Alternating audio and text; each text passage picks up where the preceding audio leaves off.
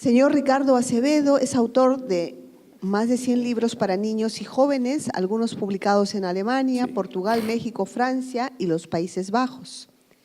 Tiene licenciatura en Comunicación Visual por la Facultad de Artes Plásticas de la Fundación Armando Álvarez Penteado y es doctor en Letras por la Universidad de Sao Paulo.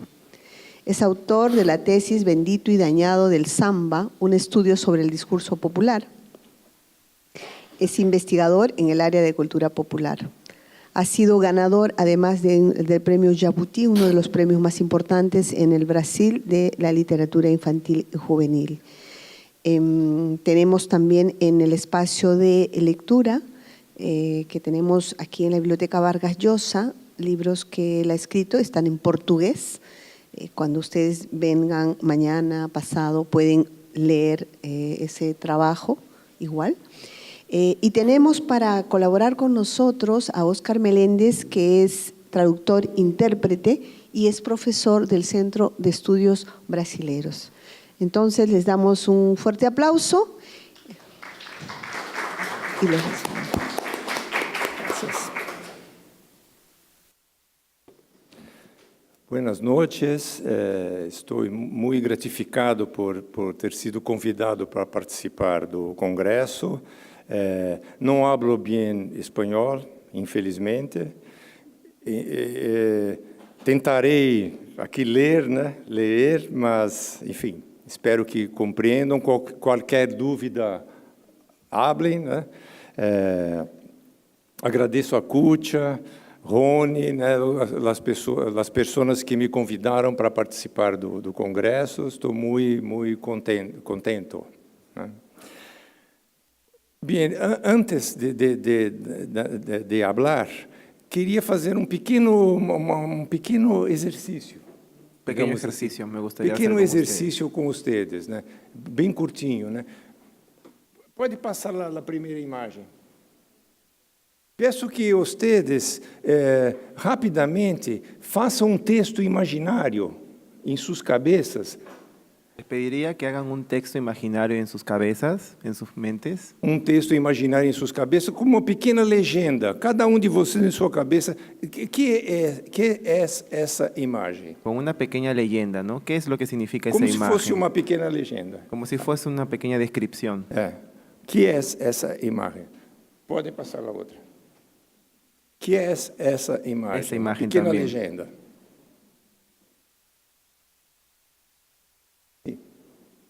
Que é essa imagem? Esta también. Sim. Que é essa? Notem que há uma diferença entre as anteriores e essa. Dense cuenta que hay una diferencia entre las anteriores y esta, ¿no? Não creio que seja preciso ele repetir aqui. Sim. Está bem.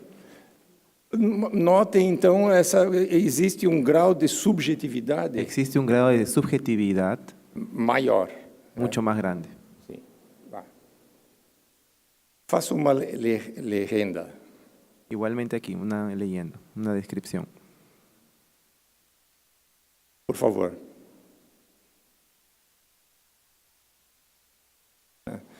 Quero só que vocês notem. Quiero que se den cuenta que enquanto as primeiras imagens são praticamente todas as pessoas aqui tiveram a mesma legenda. Mientras que en las primeras imágenes todos aquí quizás tuvimos las mismas descripciones. Sí. Enquanto as outras finais poderíamos discutir aqui, haveria diferentes interpretações. Y de las últimas habrían muchas interpretaciones. Sí. Creio que a literatura ela se situa nessas últimas imagens. Creo que la literatura se sitúa en estas últimas imágenes. Dos mais importantes recursos da literatura é a metáfora. La metáfora es uno de los recursos más útiles de la literatura. E isso diferencia a literatura dos livros técnicos, dos livros, didáticos, etc. Y eso hace la diferencia entre la literatura y los libros técnicos, los libros didácticos, etc. Bien, Al final de su libro, La letra y la voz, el suizo Paul Zumthor, estudioso de la oralidad y del discurso oral, dice: lo complejo es muchísimo más probable que lo simples, y lo único es muchísimo menos probable que lo diverso. Creo que la literatura es algo muy complejo y diversificado.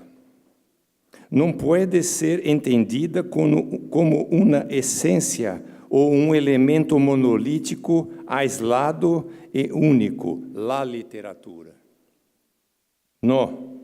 Para mí, la literatura recuerda más un rico y frondoso árbol, lleno de ramas, y esas ramas representan diferentes literaturas, todas legítimas y todas hermanas, porque nacieron de un mismo tronco.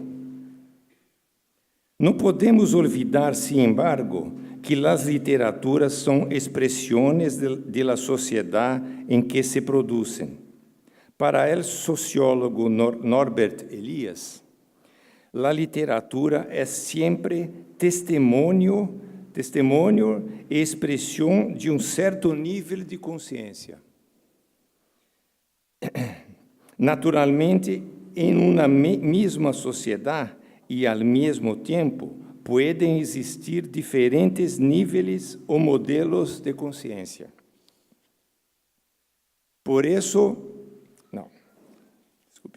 os universitários, por exemplo, veem coisas que os analfabetos não suelen ver. Assim como os analfabetos veem coisas que os universitários não podem identificar. Parece razonável pensar que em los tiempos individualistas, tecnológicos e consumistas em los que vivimos, las personas são levadas a ver e valorar mais as coisas, dinheiro, automóveis, marcas, autoservicios, gadgets, tatuajes, símbolos de status, que a valorar as outras pessoas. Vivimos em um ambiente de grande analfabetismo político e social. O modelo de consciência dominante, para quedar-se em término de Norbert Elias, parece ser essencialmente técnico, e a técnica é utilitária, impersonal e higiênica. Classifica, analisa, controla e determina a função de todo. Desculpe. Además, a técnica calcula, projeta, fabrica, comercializa, busca o maior benefício em el menor custo. Para alguns, Hannah Arendt, em La Condição Humana, um livro muito importante, muito poderoso, a racionalidade não é nada mais do que o cálculo de las consequências. Quero falar sobre literatura juvenil, nosso tema principal, pero antes quero dizer que em medio solo técnico, impersonal, consumista e utilitarista, em los tempos, vuelvo a repetir, de analfabetismo político e social, sinto que duas palavras estão cada vez mais desvalorizadas. Uma é a ficção, a outra, a utopia. É fácil escuchar por aí vozes dizendo com tono de desprezo: isso é uma tonteria, isso é ficção, isso é solo utopia. Por isso, muitos padres, naturalmente, utilizando seu cálculo de las consequências, perguntam afligidos: para que gastar dinheiro com literatura?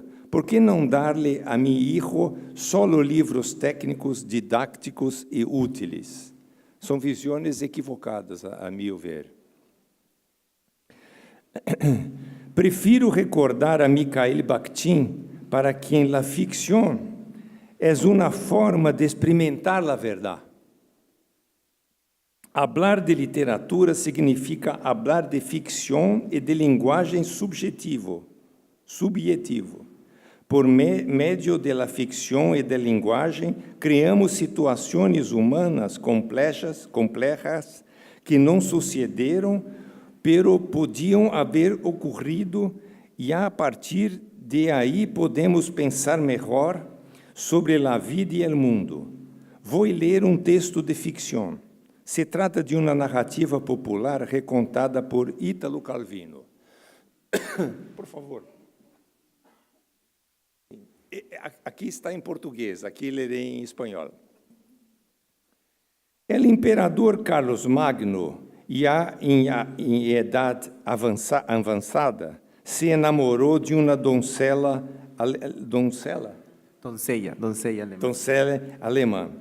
alemana. Os barones de la corte estavam muito preocupados vendo a su soberano entregado a la pasión amorosa que lhe hacía olvidar sua dignidade real e descuidar dos deveres do império. Quando la joven murió repentinamente, os membros de la corte respiraram aliviados, pero por pouco tempo, pois el amor de Carlos Magno não morreu. O imperador mandou embalsamar o cadáver e transportá-lo a sua recâmara, rechazando separar-se de ele. Aterrado com esta paixão macabra, o arcebispo Turpino sospechou que havia ali embrujo e quis examinar o cadáver. Oculto bajo la lengua de la muerta, encontrou anillo com uma pedra preciosa.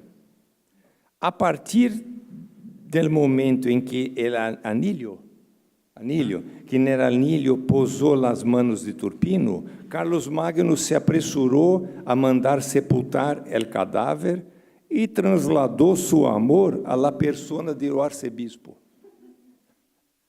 Turpino, para huir àquela embaraçosa situação, arrojou el anillo en el lago Constança.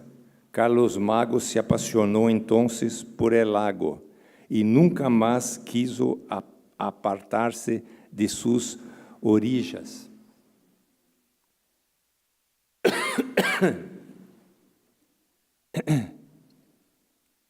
Pergunto, quantos temas complexos de la vida humana se tratam nesse texto de pura ficção e de solo 13 linhas? Pergunto, que livros técnicos ou didáticos tratam de esta forma este tipo de temas? Seria um erro reduzir a narração recontada por Calvino a perguntas do tipo: qual é o mensaje? Qual é a interpretação? São muitas mensagens e muitas interpretações. Também seria um erro determinar para que grupo de idade se criou o texto. Para quê?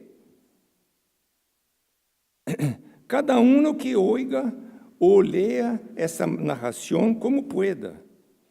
Antes de continuar, vou a falar de utopia. Vamos mirar hacia atrás. Se no século XVII eu hubiese dicho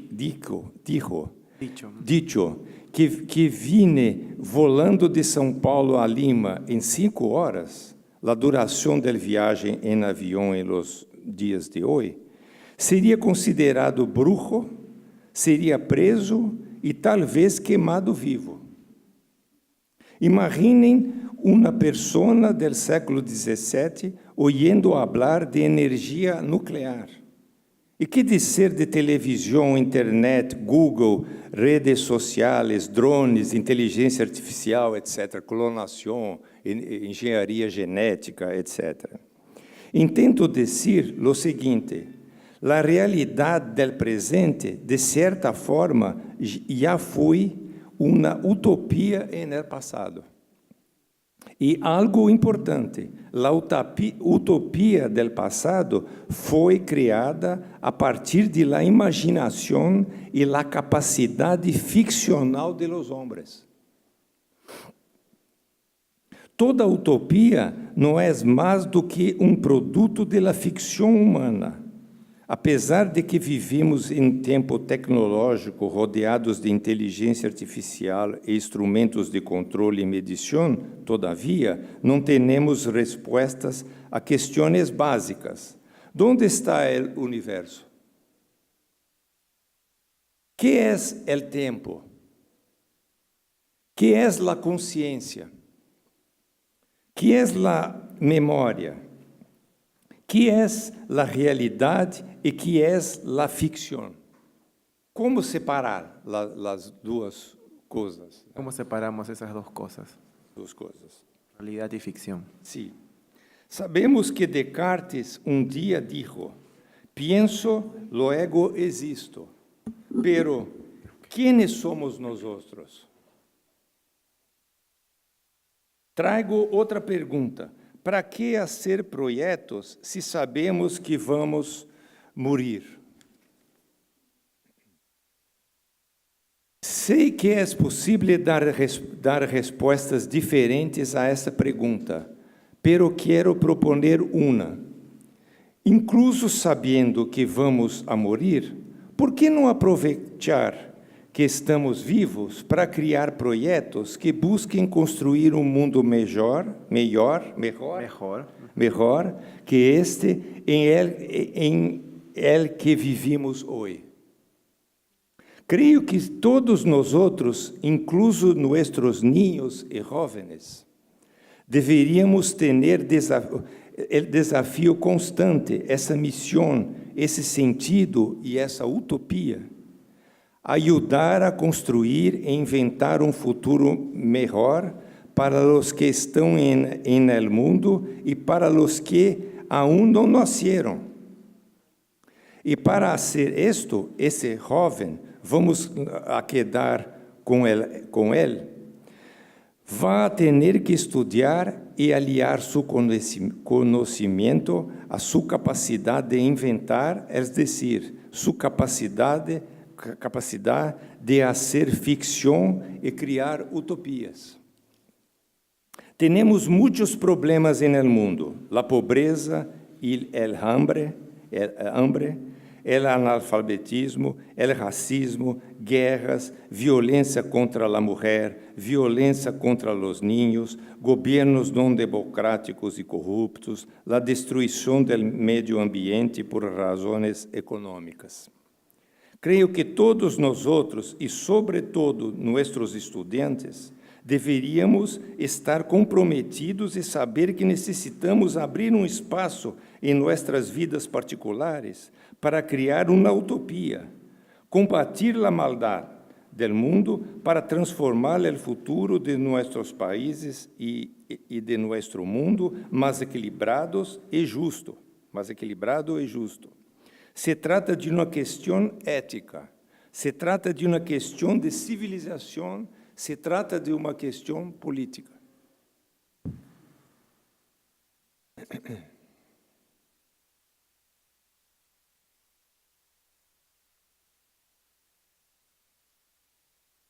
Os universitários vêm... Não, estou errado aqui, peraí. Queremos ou não queremos que nossos jovens sejam conscientes da sociedade e do mundo em que vivem e queiram participar em sua construção e sua melhora. Em minha visão, um jovem despolitizado, sem um mínimo de cultura humana e sem utopia, um analfabeto político e social, é um barril de pólvora listo para estallar. É muita energia para pensar solo em el consumo, usar WhatsApp, usar sapatilhas e celulares, tomar-se selfies e jogar videojuegos. Isso sem falar em los jóvenes que, por ser pobres, não puderam estudar e são prisioneiros del trabalho, a destajo e la ignorância. Recuerdo e repito, a criação de la utopia depende de la capacidade de criação de las personas, e essa capacidade tem que ver, entre outras coisas, com la ficção. É o arte de imaginar lo que não existe, pero que poderia existir. Nesse sentido, podemos aprender muito de la literatura e la poesia, com a literatura e a poesia. Elas são formas de ficção e, como ensinou o filósofo Richard Rorty, se trata de redescripções de la realidade. Redescripções são recriações e estas podem humanizar-nos e ampliar nossa consciência e nossos horizontes. Por meio de personagens de ficção, penso em Don Quixote, em Madame Bovary, em Peter Pan ou Alicia em Su País de las Maravilhas, ou de contos populares como La Bela e la Bestia ou La Bela Durmiente, todos personagens que nunca existiram, pero poderiam haver existido. Por exemplo, La Fera, La Bestia. Já contei esta história para meninos aprisionados. Ya conté esta historia de La Bella y la Bestia para chicos que están en prisión. Eles se identificam com a fera e veem sonho de dia transformar-se de novo em que eles deveriam ser, mas não conseguem ser neste momento. Ellos se identifican mucho con la bestia, pues sueñan en transformarse en algo que no pueden ser en ese momento, Sí. o que deberían ser.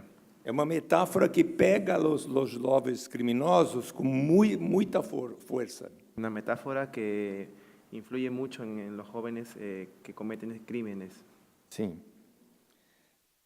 Todos os personagens que nunca existiram, mas poderiam haver existido com eles, né? Podemos pensar e volver a pensar muitas coisas sobre nós outros mesmos, a vida e o mundo. Por meio de la literatura, podemos volver a redescrever-nos como pessoas. A literatura tem o dom de ampliar nosso vocabulário subjetivo. Não me refiro apenas ao aumento do número de palavras conhecidas, sino a las novas palavras que ingressam em nosso vocabulário para expressar, expandir e ressignificar e redescrever nossos sentimentos, nossa visão política e social e nossa leitura de la vida e del mundo. Intento dizer que o novo vocabulário pode permitir-nos dizer uma coisa que nunca habíamos dicho antes a nadie, nem a nós outros mesmos. Não é pouca coisa. Em los dias de hoje, al menos em Brasil, há poucos adultos leitores de literatura e poesia. A ideia corrente de hoje em dia é que a leitura é solo utilitária e cada vez mais associada a manuais técnicos e informativos, sem falar em Google, etc. E tal. Pensemos agora em literatura juvenil. Juvenil é principalmente conceito cultural. As franjas de idade são noções culturais. E mirando bem, em uma sociedade de consumo, são sectores do mercado. É uma divisão tão milimétrica que dentro de pouco teremos poesia para mulheres separadas de 32 anos. As casadas serão outros livros. Para las casadas habrán otros libros. Completamente diferentes. Me encuentro entre os que preferem que a literatura, não com as diferenças, sempre ocasionais e provisionais, sino com as semelhanças entre todas as pessoas e que aborde temas que possam criar identificações entre niños, jovens e adultos. Todos nos enamoramos, todos temos dúvidas, podemos sofrer, temos medo, nos gusta a comodidade, sonhamos, detestamos ser humillados, temos contradições e todos fatalmente dia morreremos. Prefiro imaginar que jovem veja a seu abuelo e pense, como esse tipo se parece comigo? Comigo.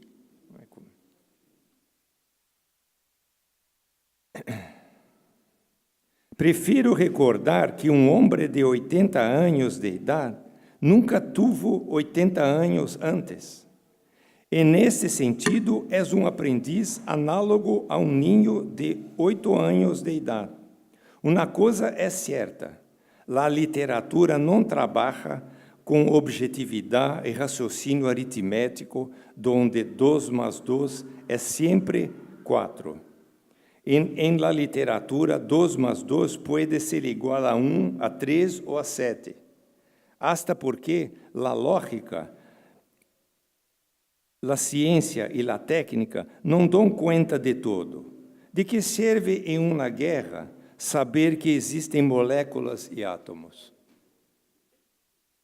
De que serve para homem enamorado saber que a mulher amada tem esqueleto, hígado, riñones, pâncreas, moléculas, átomos, etc. A literatura trabalha com subjetividades. Por isso, não deve trazer respostas nem lições, sino fazer perguntas. Em la literatura, cada caso é caso. Vou adaptar o que dijo Zumthor. Em la literatura, lo complejo é muitíssimo mais provável que o simples. E lo único é muitíssimo menos provável que lo diverso. A literatura trabalha com assuntos que nadie sabe, assuntos que não podem ser ensinados, apenas compartilhados, assuntos subjetivos, assuntos que jamais traem uma resposta única. Hice uma pequena lista. A mortalidade, a efemeridade. É importante recordar que se seríamos imortais, não teríamos civilização, cultura, livros, literatura e nem estaríamos aqui hoje. Para quê? Somos imortais. La búsqueda del companheiro amoroso, la búsqueda del autoconhecimento, la búsqueda de la identidade, la construção da voz própria, la luta do viejo contra el nuevo, tradição oposta à modernidade, las iniciações, las contradições e ambiguidades humanas, etc. La soledade, la humilhação. Esses são os assuntos que impregnam a literatura. São o sangue da literatura. Né? Asuntos que impregnan la literatura, ¿no? Como la sangre que la impregna. Sim. Se trata de assuntos cotidianos, banais e complexos ao mesmo tempo. Atenção, não me estou referindo a temas pré-existentes que sacamos de uma cajita. Uma cajita. E sim assuntos que detectamos durante a elaboração do texto e durante sua leitura.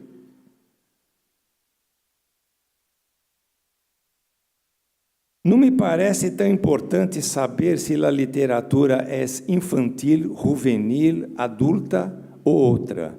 O que está em jogo, penso, são basicamente 2 coisas: o tipo de linguagem utilizada, o grado de abstração ou especialização ou erudição do assunto tratado.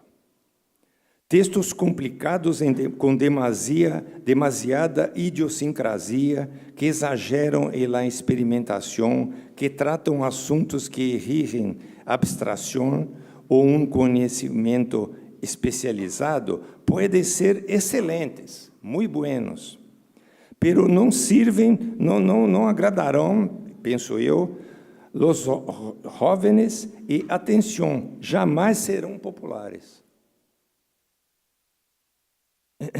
Por outro lado, textos que servem às ideologias, religiões, a militâncias e textos politicamente corretos, solo por isso não podem ser considerados literaturas, são peças de propaganda. Ideologias e militâncias podem surgir em uma obra literária, mas de forma secundária. Lo importante, lo que interessa e lo que buscamos na literatura são trabalhos consistentes tanto em plano da forma como em del contenido. Uma obra literária, assim como toda obra de arte, é organismo e por esta razão, primeiro, a ideia del todo deve estar contenida em cada parte da obra. Segundo, a interação de cada parte da obra deve estar contenida em el todo. Se trata de uma antiga lição dada por Aristóteles. Qualquer elemento não indispensável em el contexto da obra é inorgânico, nocivo, não motivado. E nesse sistema cerrado, e nesse organismo que é o texto, todo motiva todo, em todo as partes e as partes ao todo. Al escrever um texto ou ao analisar uma obra literária, este é o critério que se deve buscar, seja para niños, jovens ou adultos, uma literatura de boa qualidade sempre será algo muito difícil de realizar. Sei que é provável que existam livros mais apropriados para adultos, principalmente por la densidade ou la fragmentação da linguagem, por los temas demais abstratos ou que demandam conhecimento prévio, ou por ser demasiado transgressores se consideramos al leitor imaturo. Não creio, apesar de todo, que existam assuntos exclusivos para niños ou para jovens. Como escritor, prefiro que os textos, por meio da ficção, tratem sobre assuntos que ninguém sabe, são os assuntos que acabei de descrever. Né? Assuntos como a paixão, etc., são a base da leitura, o amor, a construção da própria voz. Né? A propósito, selecionei textos que não são considerados juveniles. Alguns de vocês, irei mostrar aqui. Alguns de vocês, pode mudar, isso. Alguns de vocês já ha sofrido alguma frustração? Todos já sofremos alguma. Todos hemos experimentado que nossos desejos são contrariados, não hemos conformado ou renunciado a um sonho. Nos hemos conformado ou renunciado a um sonho. Encontrar este assunto em um texto é uma oportunidade para repensar ou redescrever nossos sentimentos e, ao mesmo tempo, recordar que esse sentimento não é só nosso, sino humano. Por lo tanto, nos compete a todos. No texto Canção, Cecília Meirelles, uma poeta importante brasileira. El texto Canción de Cecília Meirelles, poeta importante en Brasil. Sí. Puse mi sueño en un navío y el navío sobre el mar. Después, abrir el mar con las manos para hacerlo naufragar. Mis manos aún siguen mojadas del azul de las olas entreabiertas y el color que escurre de mis dedos colore las areias desiertas. De lejos viene el viento, y la noche se curva de frío. Bajo el agua vai muriendo mi sueño dentro de un navío. Lloraré todo lo que sea necesario para hacer que o mar cresça e mi navío llegue al fundo e mi sueño desapareça. Depois, todo será perfeito. Playa lisa, águas calmas, mis ojos secos como piedras e mis 2 manos quebradas.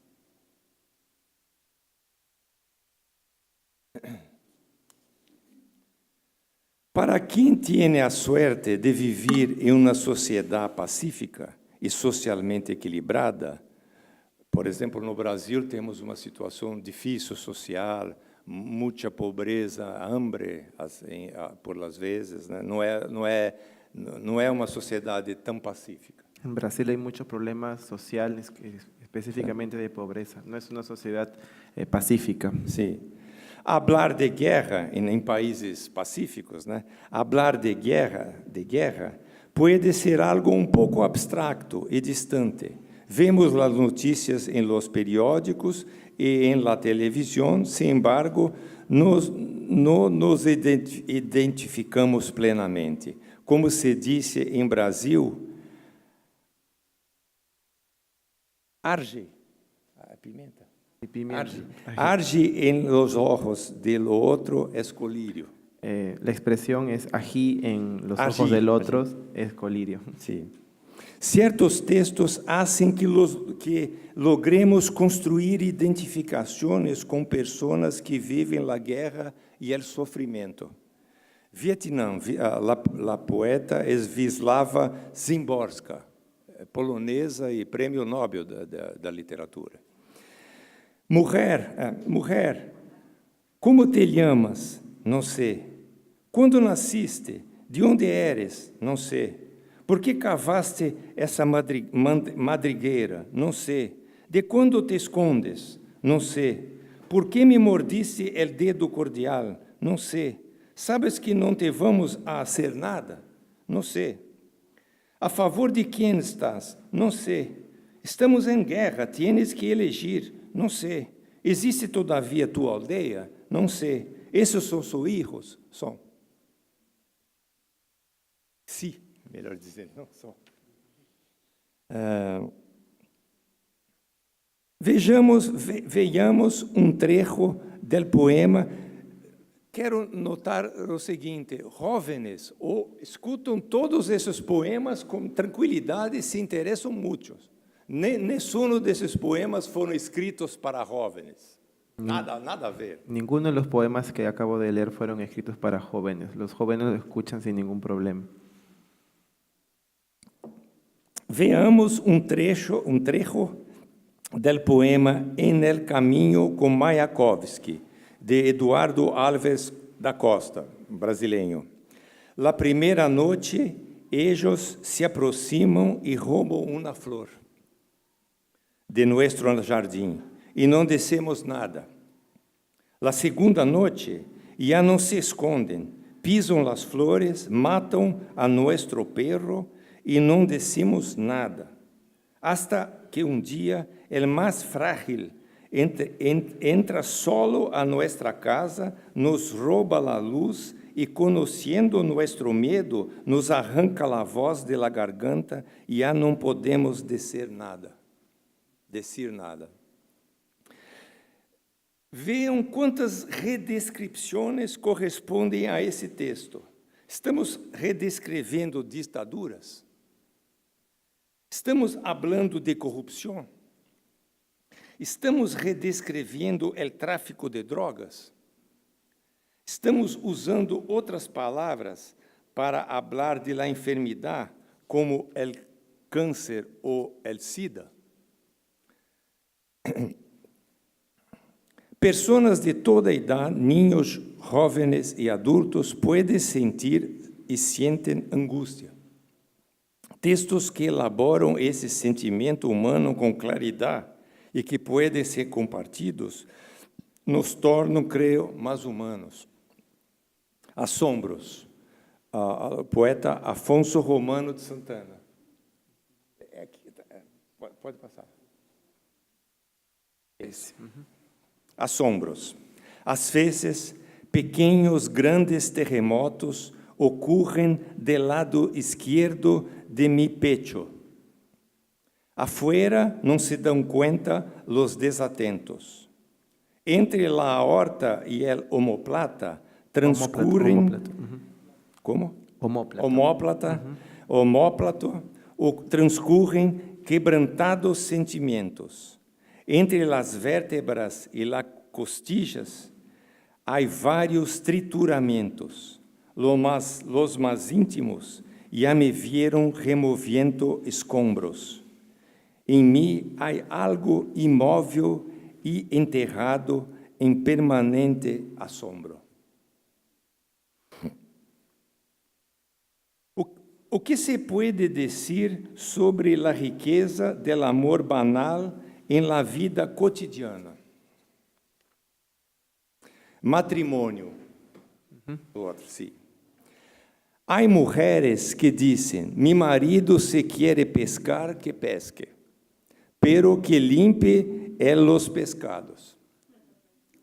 Eu não. A qualquer hora de la noche me levanto, ayudo a descamar, abrir, cortar e salar.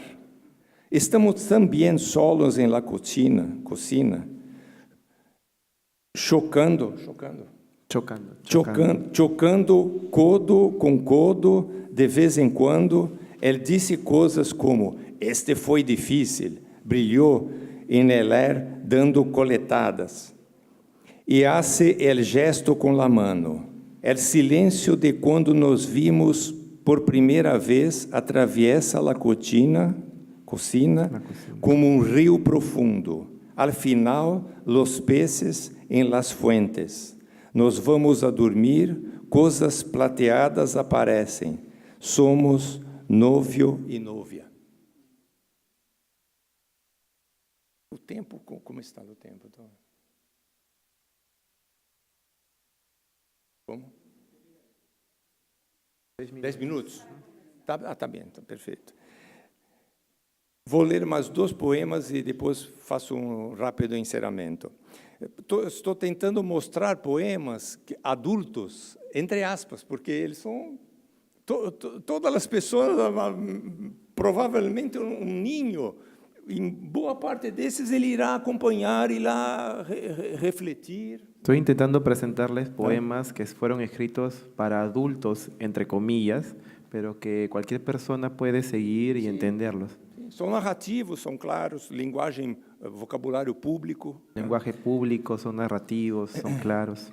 Trago agora um texto que, em lugar de explicar algo, lança uma pergunta. Creio que essa seja uma importante marca de toda a literatura de ficção e a poesia. Lançar perguntas, lançar questionamentos, jamais ensinar o trazer lições. Ese es un punto importante de la literatura cuyo objetivo es lanzar preguntas, hacerse cuestionamientos, no enseñar, no dar lecciones, no todo lo contrario. Sim. Ferreira Goulart, né, era um grande poeta brasileiro, traduzir-se. Uma parte de mim é todo el mundo, outra parte é nadie, fondo sem fundo. Uma parte de mim é multitud, outra parte estranheza e soledad. Uma parte de mim pesa, pondera, outra parte delira. Uma parte de mim almuerza e cena, outra parte se espanta. Uma parte de mim é permanente, outra parte se sabe de repente. Uma parte de mim é solo vértigo, outra parte linguagem. Traduzir uma parte em outra parte, que é uma questão de vida ou muerte, será arte. Peço licença para declamar um poema minha autoria, desse livro, que é um livro para jovens, que tenho no Brasil. Como? Sí, claro, cómo no. O poema Pájaro. La verdad não se cierra em uma jaula, não se desploma com um disparo, nem se mata para comer. La verdad presente espécies variadas. Sus roupas são transparentes, apesar de opacas. Em su bico se reinventam todos os cantos. La verdad vuela en direcciones opuestas, tiene usos y costumbres contradictorias, se posa inefable en ramas inmensas, invisible la verdad es infinita a simple vista, puede existir de muchas maneras, su beleza esconde, enseña, ilumina y confunde. La verdad es revelación ruda y salvaje. De su cuerpo inconstante transciende lento y veloz el pájaro que jamás imaginamos. Intento mostrar que la poesía, la verdad, la literatura, independientemente de las franjas de edad, pueden hacer que descubramos e redescribamos os sentimentos profundos que nos habitam. Creio que qualquer modelo educativo digno deveria ter como eje fundamental a literatura, a poesia e a arte. Vale acotar que quando hablo de ficção, me refiro a criações e redescripciones que tienen a ver con la vida humana concreta, en concreto. No estoy hablando de la literatura como entretenimiento, con historias políticamente correctas, historias alienadas inspiradas en videojuegos, pasatiempos mentales, etc. A mi parecer, las drogas y analgésicos, assim como os videojogos, a televisão, o Facebook, extendidos em todos os ambientes e todo o tempo, tem que ver com certa literatura alienante e alienada que ha infectado nossa cultura e a nossos jovens. A literatura de ficção e a poesia são coisas sérias. Nos hace repensar, redescribir, ressignificar a vida a nós outros e los outros. Vou terminar com um poema que quizás conozcam, Utopia. Pode ir. Passa. La Utopia.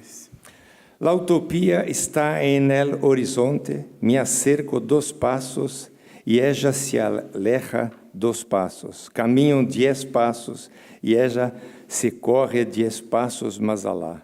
Por muito que eu caminhe, nunca la alcançaré. Então, para que serve a utopia? Para isso, para caminhar. É isso. Gracias. Gracias.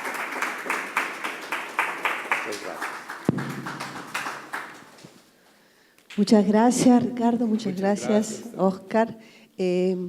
Bueno, tenemos creo unos minutitos y han surgido preguntas mientras Ricardo estaba presentando su conferencia. Tenemos unos minutitos para ese diálogo, ¿no? ¿Sí? No hay ninguna pregunta. ¿Estuvo todo claro? ¿Sí? ¿Sí?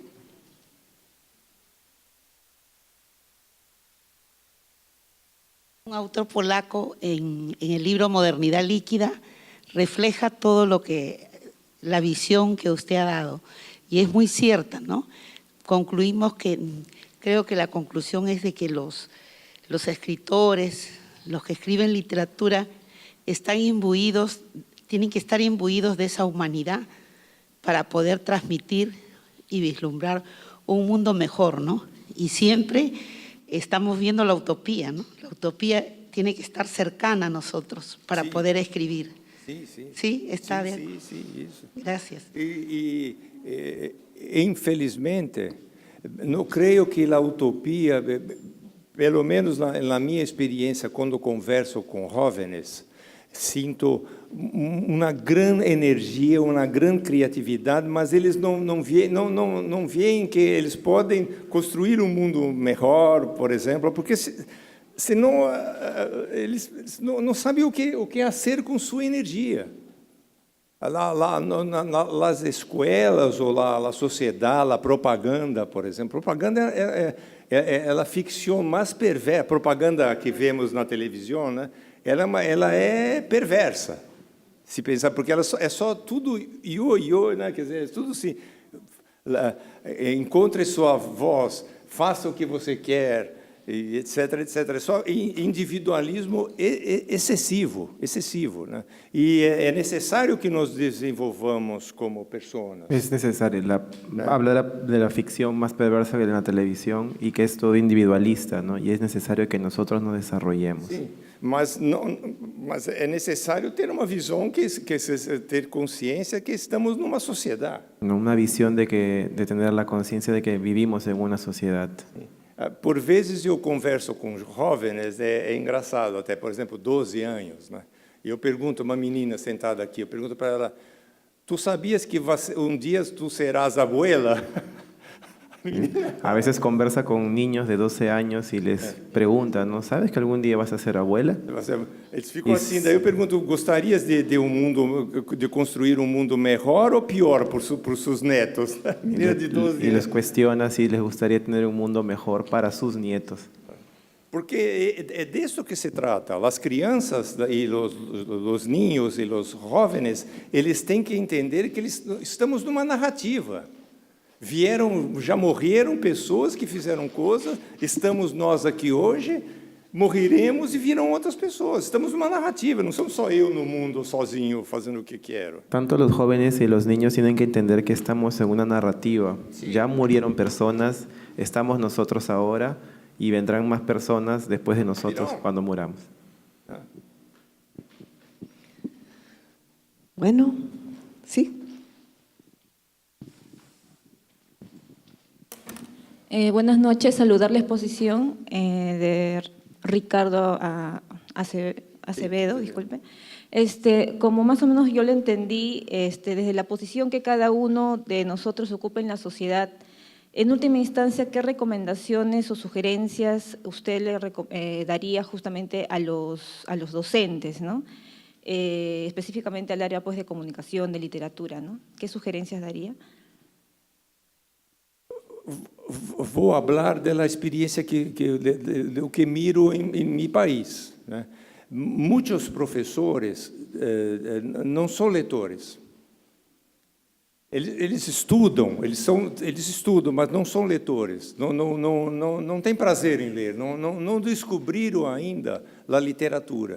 Essa palestra essa fala que fiz hoje aqui, já fiz várias vezes em Brasil para professores, tentando mostrar a eles, olha, veja, poesia, por exemplo. Poesia, as pessoas desprezam poesia, como se fosse...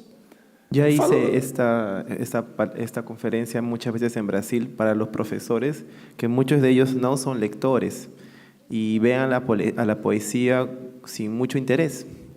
Sim, porque como uma pessoa que não lê vai incentivar alguém que... é impossível, então eu imagino... Como una persona que no le gusta leer va a incentivar a otras personas a que lo hagan. Então, imagino que cada professor deveria ter seu repertório.